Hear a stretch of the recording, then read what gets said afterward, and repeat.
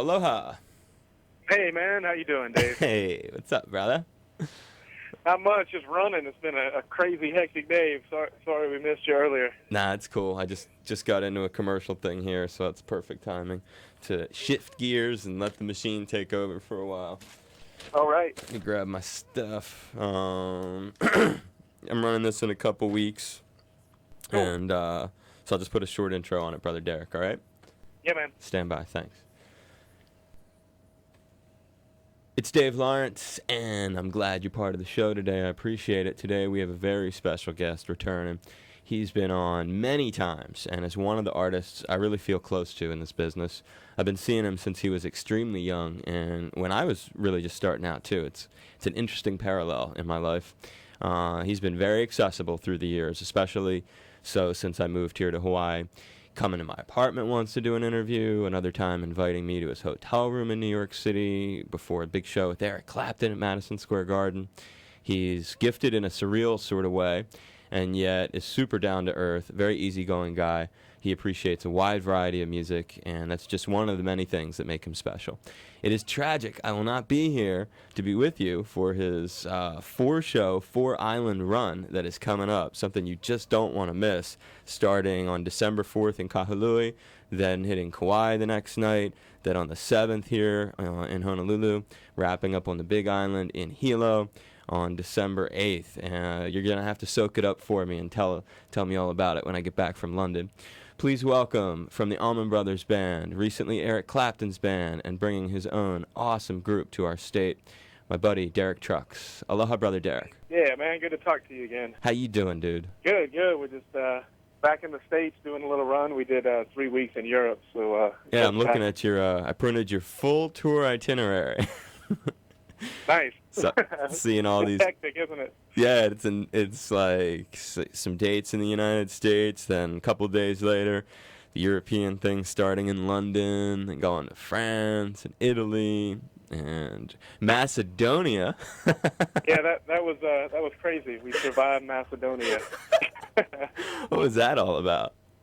It was a trip, man. It was it's third world-ish. Is it? but they treated us really well, man. We had a good time. I mean, the Derek Trucks Band, how much of a following did they have in Macedonia? I don't know how it happened, but we played a club on a Monday night. The show started at 1 a.m. and oh wow, seven or 800 people there. Unbelievable. It was a late night. And the last thing I remember was being in some club at 6 a.m. in Macedonia, and getting on a plane. I don't know, but we made it. That's crazy. That's the kind of story you'd hope would go along with playing That's right. in Macedonia, and from there, a few more Germany I see, and then back into good old United States. So, how's my homegirl from Boston, Susan? Is she with you? Yeah, no, actually, she's out with her own band right now. She's doing well. She's doing a gig tonight, big birthday party for her, so it should be fun. Nice. It's her birthday today? Yeah, and I think they're playing in Long Island somewhere. So dig that. Yeah. Sort of close to home. Yeah, close-ish. And you guys, I see, team up at the end of the year. You're gonna, you bringing her when you come here, or no? I think she's going to come out for a show or two. Okay, not for the whole. Yeah. I see you guys are doing the 4 nights. It looks like for Christmas time. Yeah, it's going to be fun. We're doing the Soul Stew tour again, which is a combination of her band and our band and North Mississippi. My younger brother Dwayne, who's a drummer, is playing with us. We have 2 drum sets set up all night. It's a party. Dude, is that just for the Atlanta or all 4 of those Christmas ones? All 4. Oh wow, good for you, bro. I like like that. He comes out when we can bring him, and we put him to work, make him drum roadie and play. He's 18. We gotta. If anyone knows how to be put through their paces at a young age, you would definitely be the one. That's right. It's good for you. How old is he? He just turned 18. Damn. He's actually been gigging a lot. He moved to Atlanta, Georgia, and Colonel Bruce Hampton's been helping him out a bunch, getting him gigs, and he's doing it. He's got it. We'll see what happens. The Colonel. That's crazy. He's helping your little brother out, and he was there helping you out all those years ago.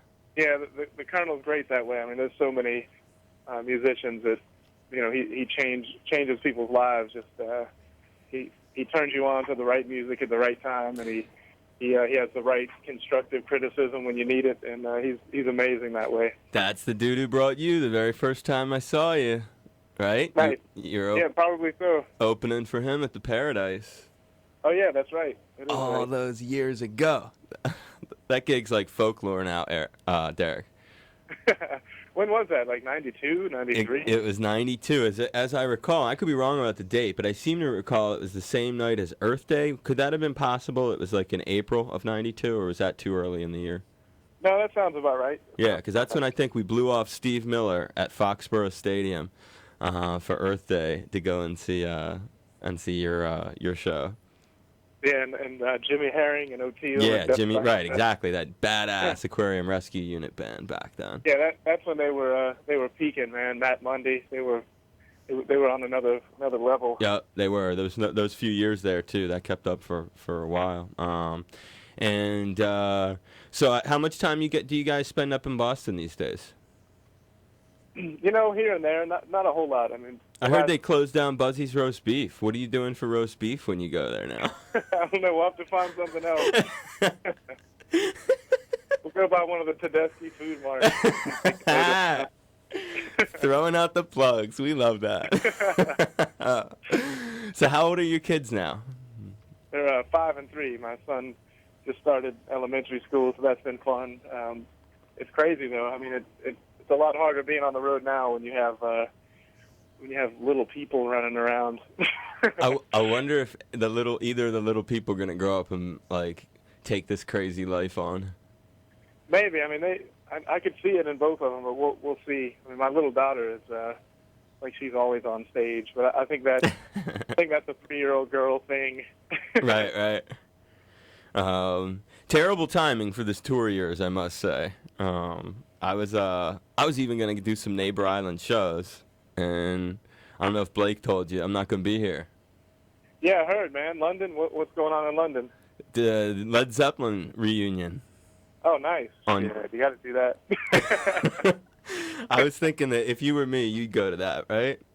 Yeah, I mean that doesn't happen often. Listen to this lineup. One of the hardest core music fans I know who's in the business. This is who's playing that night. It's all 3 Survivors plus Jason Bonham on the drums. And that's the headliner. Then opening for that, Pete Townsend solo, Bill Wyman and the Rhythm Kings, Foreigner, Paul Rodgers, an all-star band with Keith Emerson, Simon Kirke, Rick Wakeman, and Alan White. And I don't know. I don't think I'm missing anything. But what do you think of that lineup? It's pretty out of hand, man. London would be the place to see it. At the O2 Arena. So you think I got a good enough excuse to miss your tour? Do you? It's passable. I'm bummed too, though, Derek. Let me tell you, man. I mean, I was like, I'm not kidding. I was gonna take the chick and we were gonna go and catch one of probably like the Big Island or something. Or it's just like it's bad timing. I hope that this goes so well when you're here, and I encourage every single person to go out and bring a friend, bring 2 friends, sell out all these shows, so that Derek is like forced to return. I'm with it, man.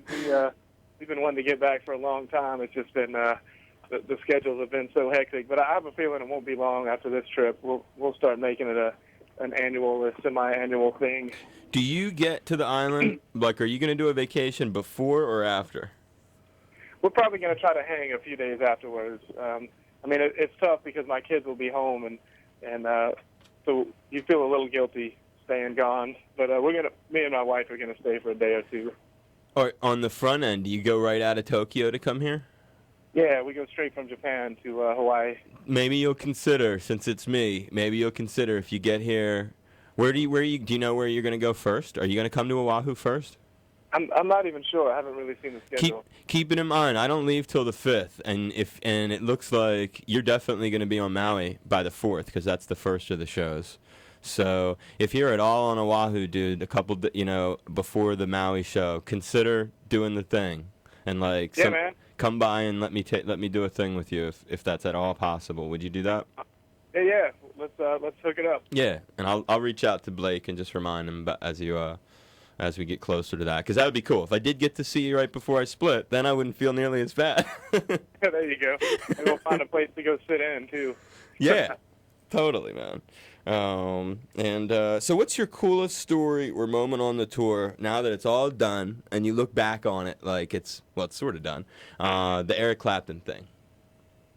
I mean, there was a few pretty great moments. I mean, doing Madison Square Garden for the first time, and there was always one point in the show where he would hand it over, and it'd be kind of your moment to do your thing. And I think the New York crowd, they've been really good to my band and the Allman Brothers over the years, and you could kind of feel that they were kind of pulling for me.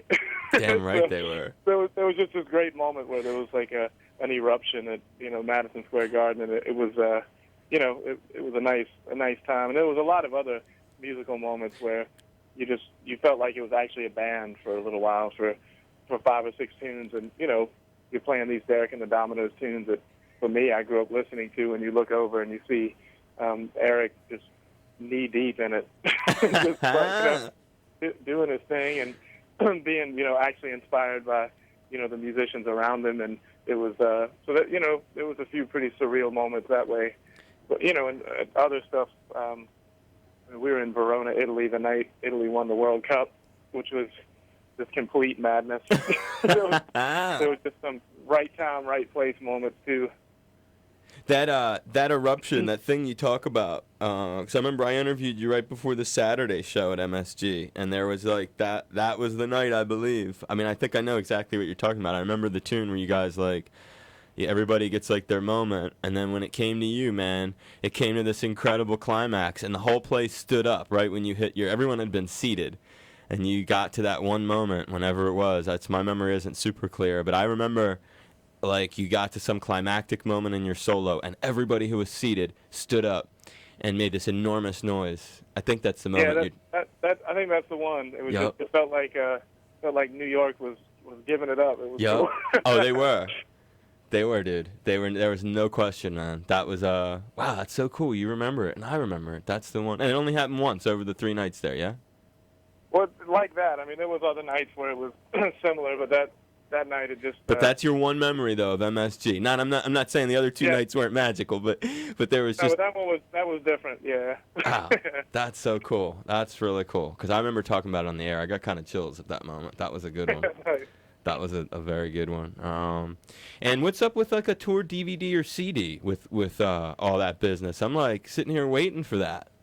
Yeah, I've heard rumors, but nothing concrete. I know that the Crossroads Festival that we played in Chicago with them, that's coming out on DVD. I think pretty soon, and that's my group played, and then Susan came out, and then Johnny Winter sat in with us, and then we did the Clapton set. And then during the Clapton set, Robbie Robertson came out, and then Steve Winwood, and we did like a small blind faith set. So were you? So you were you were playing with Steve Winwood? Yeah, that was great. And him and Eric doing that old blind faith stuff, like Presence of the Lord and Had to Cry Today. It was pretty monumental stuff. And you were in the group at that moment too, then. Yeah, on those tunes, and we just played London. Winwood actually, he came out, and he's such a nice guy, man. He came out to the show and just hung, and there was a little VIP area set up top, and he was like, "Nope, I'm standing in the middle of the crowd." He was in general admission, just hanging out. Steve Winwood, I like that guy. at your show, just hanging amongst the people, man. Yeah, his wife is from Georgia, so it was, and I guess she's lived in London for the last 20+ years, so it was like homecoming for her. It was a Southern band coming to London. She was loving it, and he hung with her. It was cool. He's that kind of cat. That says a lot about him, huh? Yeah, I was shocked. I bet. He's such a humble guy, and was so talented. I mean, he's still his range hasn't diminished at all. He's singing those tunes in the same keys as they were recorded in 35 years ago. It's pretty amazing. Yeah, he's a very special dude. I only saw him once when they did that Traffic reunion tour. I was at Woodstock and they in '94 and they played, and I remember then thinking how like well preserved I guess would be. He sounded like you want him to sound. Yeah, and his B3 playing is just amazing. Kicking the bass pedals and the whole thing. He's So ferocious. Yeah, they just announced 3 of them. Winwood Clapton shows at Madison Square. I think they're doing 3 shows in February. You're not on that bill, huh? No, I'll probably go out and watch a show or two. And that'll be easy for you, huh? So I mean, not, and I know you're like a really, really humble guy, but listeners will get a kick out of this because they know how young you are and stuff and how cool this must be for you. So to get tickets for that show, is that really as easy as like you're going to dial up Eric in your cell phone and be like, hey, I want to come see that? But I would try that first if that doesn't work.